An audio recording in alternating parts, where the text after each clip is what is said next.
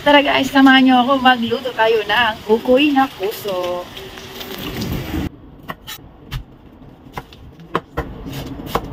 Pag guys, magagata kayo ng puso, ganyan ang hiwa. Kahit igigisa nyo, ganito lang ang hiwa niya.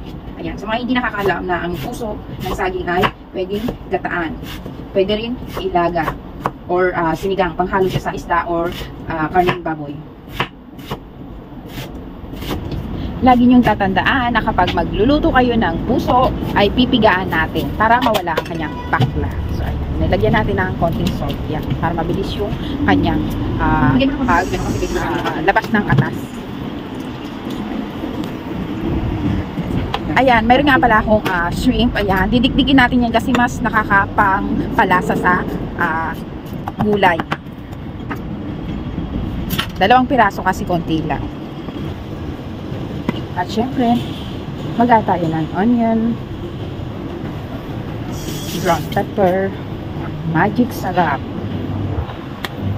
At syempre, hindi mawawala ang all-purpose flour.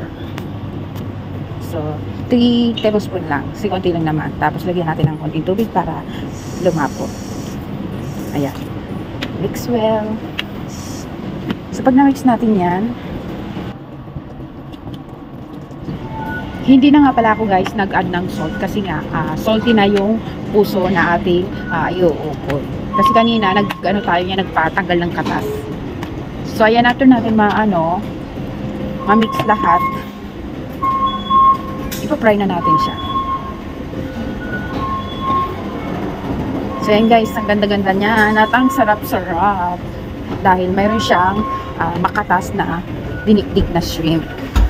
Huwag nyo nga palang kalilimutan na i-follow ang aking page at saka subscribe to my YouTube channel, and thank you for watching. Share na sa inyong mga gusto matuto magluto. Ayan. Super sarap. Pwede rin pang negosyo. Yung sauce ko nga pala nito guys, vinegar, brown sugar, chopped onion, and chili. Dagdag kalaman yan guys. Ayan.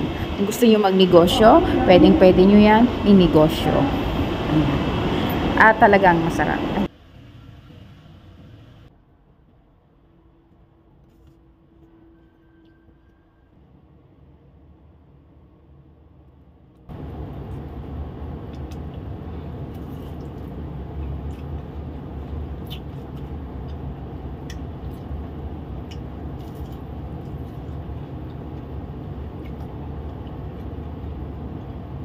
Sobrang sarap.